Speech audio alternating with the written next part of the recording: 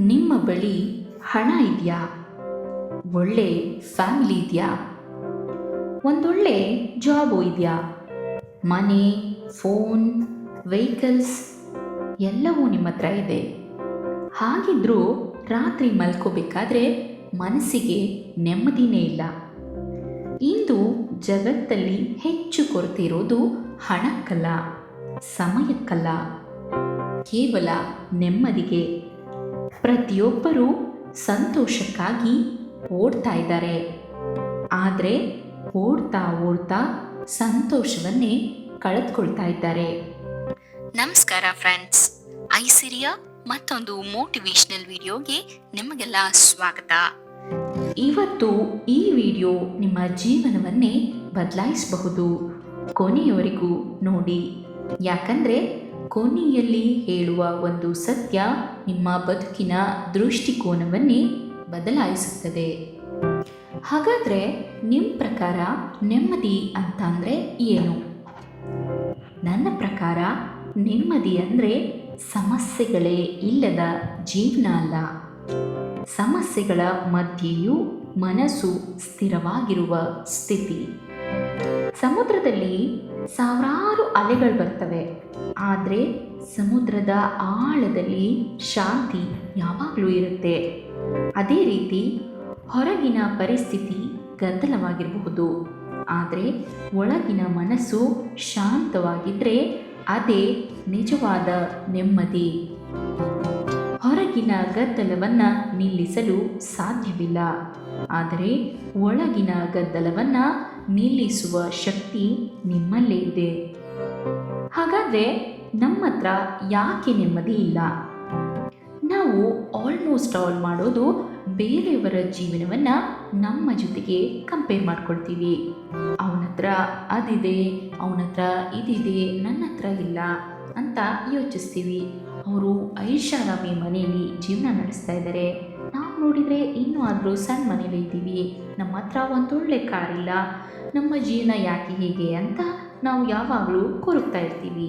So comparison ಇದು ಸಂತೋಷವನ್ನು ಕಿತ್ತುಕೊಳ್ತಾ ಇರುವಂತಹ ದೊಡ್ಡ ಕಳ್ಳ ಅಂತಲೇ ಹೇಳ್ಬೋದು.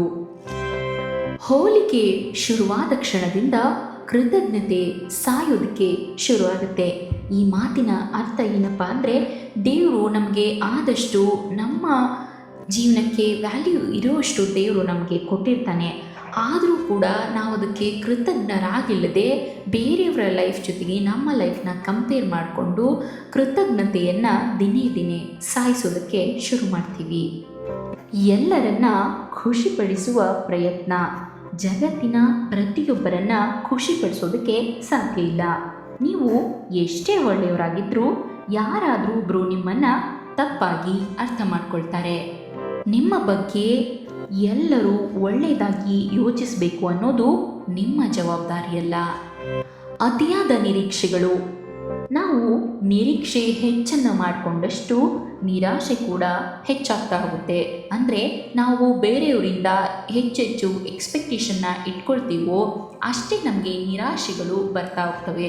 ಅವ್ರು ನನಗೆ ಅದನ್ನು ಮಾಡಲಿ, ಅವ್ರು ನನಗೆ ಇದನ್ನು ಮಾಡಲಿ, ನನ್ನ ಜೀವನ ಇನ್ನೂ ಚೆನ್ನಾಗಾಗ್ಬೋದು ಅಂತ ನಾವು ಯೋಚಿಸ್ತಿದ್ರೆ ಅದು ನಮಗೆ ಉಲ್ಟಾ ಹೊಡೆದು ಅದು ಯಾವತ್ತೂ ನಮ್ಮನ್ನು ನಿರಾಶಾದಾಯಕವನ್ನಾಗೆ ಮಾಡುತ್ತೆ. ನಾನೀಗ ನಿಮಗೆ ಡಾಕ್ಟರ್ APJ ಅಬ್ದುಲ್ ಕಲಾಂ ರವರ ಒಂದು ಪುಟ್ಟ ಕಥೆಯನ್ನು ಹೇಳ್ತೀನಿ. ಅವರು ಭಾರತದ ರಾಷ್ಟ್ರಪತಿಗಳಾಗಿದ್ದರು, ಜಗತ್ತು ಗೌರವಿಸಿದ ವಿಜ್ಞಾನಿಯಾಗಿದ್ದರು. ಆದರೆ ಅವರ ಜೀವನ ತುಂಬಾ ಸಿಂಪಲ್ ಆಗಿತ್ತು. ಅಧಿಕಾರ ಇದ್ರೂ ಅಹಂಕಾರ ಅವ್ರಿಗೆ ಇರಲಿಲ್ಲ. ಅವರ ಬಳಿ ದೊಡ್ಡ ಆಸ್ತಿ ಇರಲಿಲ್ಲ, ಆದರೆ ಅವರ ಮನಸ್ಸಿನಲ್ಲಿ ಅಪಾರ ನೆಮ್ಮದಿ ಇತ್ತು. ಅವರು ಯಾವಾಗಲೂ ಹೇಳ್ತಾ ಇದ್ರು, ನಿಮ್ಮ ಜೀವನ ಸರಳವಾದಷ್ಟು ನಿಮ್ಮ ಮನಸ್ಸು ಹಗುರಾಗುತ್ತದೆ. ಅವರ ನಗು, ಅವರ ವಿನಯ, ಅವರ ಸರಳತೆ ಅವುಗಳೇ ನಿಜವಾದ ಶ್ರೀಮಂತಿಕೆ. ನೀವು ಇನ್ನೊಂದು ಹೆಸರನ್ನ ಕೇಳಿರ್ಬೋದು, ನಿಕ್ ವಿಜ್ಯೂಸಿಕ್. ಕೈಗಳಿಲ್ಲ, ಕಾಲ್ಗಳಿಲ್ಲ, ಹುಟ್ಟಿನಿಂದಲೇ ದೈಹಿಕ ಸವಾಲು.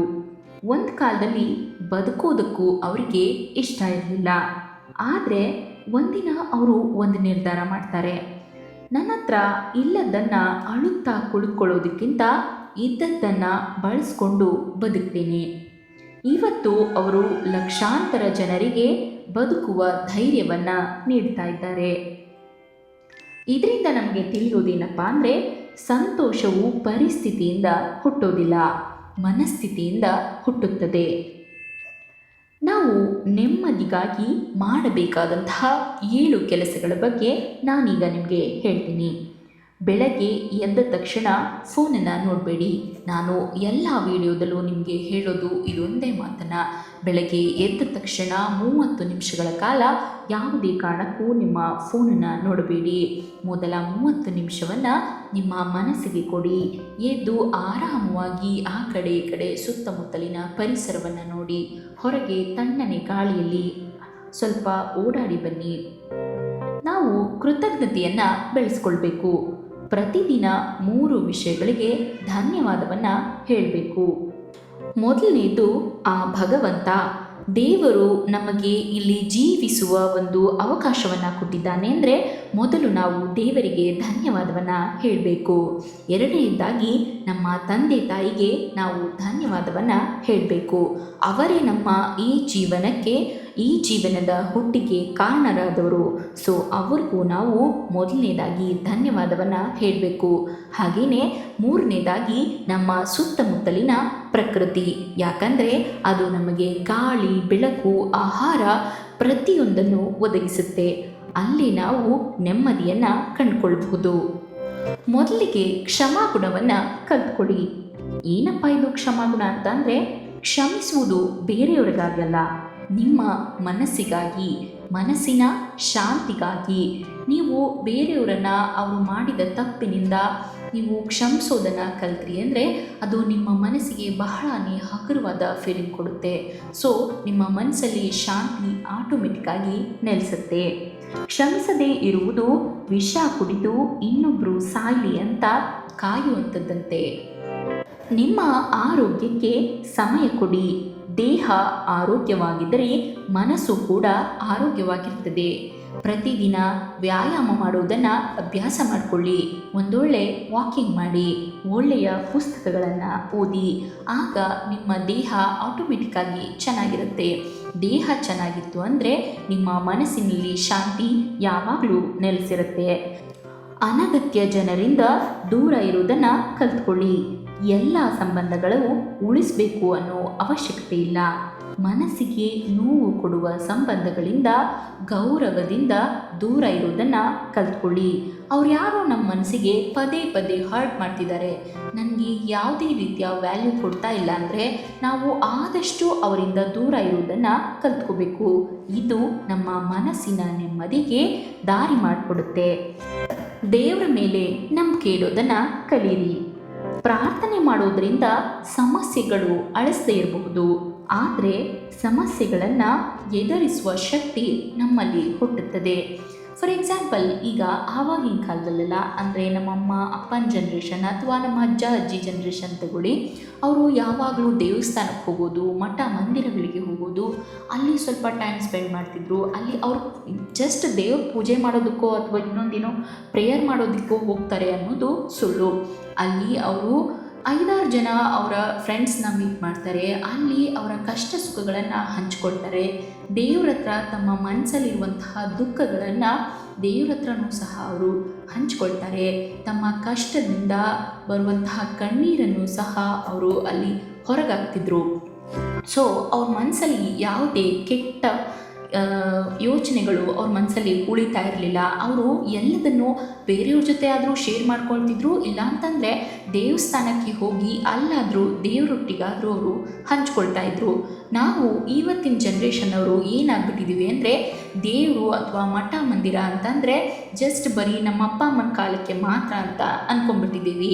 ಅಲ್ಲಿ ಹೋಗಿ 5-10 ನಿಮಿಷ ನಾವು ಅಲ್ಲಿ ಪ್ರಾರ್ಥನೆ ಮಾಡೋದ್ರಿಂದ ನಮ್ಮ ಮನಸ್ಸಲ್ಲಿ ಇರುವಂತಹ ಕೆಟ್ಟ ಯೋಚನೆಗಳಾಗಿರ್ಬೋದು, ಸ್ಟ್ರೆಸ್ ಆಗಿರ್ಬೋದು, ಎಲ್ಲವೂ ಸಹ ಅಳಿಸಿ ಹೋಗುತ್ತೆ. ಇದನ್ನು ನೀವು ಟ್ರೈ ಮಾಡ್ತಾ ಬನ್ನಿ. 10 ದಿನಗಳ ಕಾಲ ಕಂಟಿನ್ಯೂಸ್ ಆಗಿ ಆಗದೇ ಇದ್ದರೂ ಕೂಡ ಒಂದು ದಿನ ಬಿಟ್ಟು ಒಂದು ದಿನ ಆಲ್ಟರ್ನೇಟಿವ್ ಆಗಿ ದೇವಸ್ಥಾನಕ್ಕೋ ಅಥವಾ ಇನ್ನೊಂದೆಲ್ಲೋ ಶಾಂತವಾದ ಪ್ಲೇಸಲ್ಲಿ ಹೋಗಿ ನಿಮ್ಮ ಮನಸ್ಸನ್ನು ಹಗುರ ಮಾಡ್ಕೊಳ್ಳೋದನ್ನು ಕಲ್ತ್ಕೊಳ್ಳಿ. ಇವತ್ತಿನ ದಿನವನ್ನು ಅಂದರೆ ಇಂದಿನ ದಿನವನ್ನು ಆದಷ್ಟು ಜೀವಿಸೋದಕ್ಕೆ ಟ್ರೈ ಮಾಡಿ. ನಿನ್ನೆ ಮುಗಿದೋಗಿದೆ, ನಾಳೆ ಇನ್ನೂ ಬಂದಿಲ್ಲ, ಇವತ್ತು ಮಾತ್ರ ನಮ್ಮದು.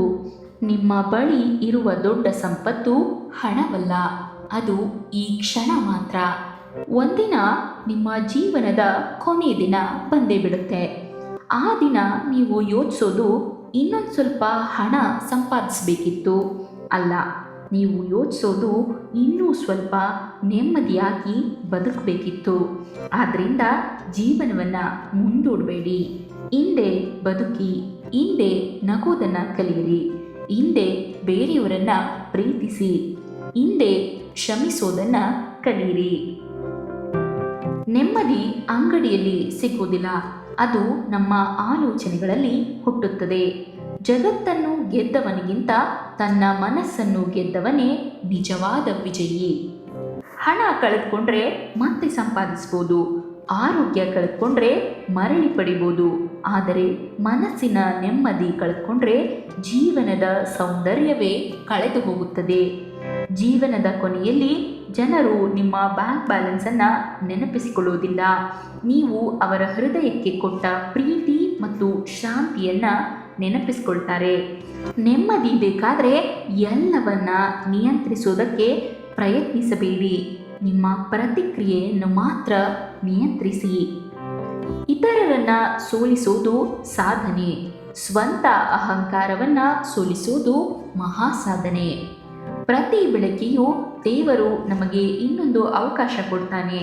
ಆ ದಿನವನ್ನು ಚಿಂತೆಯಲ್ಲಿ ವ್ಯರ್ಥ ಮಾಡಬೇಡಿ, ಕೃತಜ್ಞತೆಯಲ್ಲಿ ಬದುಕಿ. ನಿಮ್ಮ ಜೀವನದಲ್ಲಿ ಸಾವಿರಾರು ಸಮಸ್ಯೆಗಳಿರ್ಬೋದು, ಆದರೆ ನಿಮ್ಮ ಮನಸ್ಸು ಶಾಂತವಾಗಿದ್ದರೆ ನೀವು ಯಾವ ಬಿರುಗಾಳಿಯನ್ನಾದರೂ ದಾಟಬಹುದು. ನೆಮ್ಮದಿ ಹೊರಗಿನಿಂದ ಬರುವ ಉಡುಗೊರೆಯಲ್ಲ, ಅದು ಒಳಗಿನಿಂದ ಬೆಳೆಯುವ ಶಕ್ತಿ. ಇಂದಿನಿಂದ ಒಂದು ನಿರ್ಧಾರ ಮಾಡಿ, ಇತರರನ್ನು ಬದಲಾಯಿಸುವ ಪ್ರಯತ್ನವನ್ನು ಕಡಿಮೆ ಮಾಡಿ, ನಿಮ್ಮ ಮನಸ್ಸನ್ನು ಬೆಳೆಸುವ ಪ್ರಯತ್ನವನ್ನು ಹೆಚ್ಚಿಸಿ.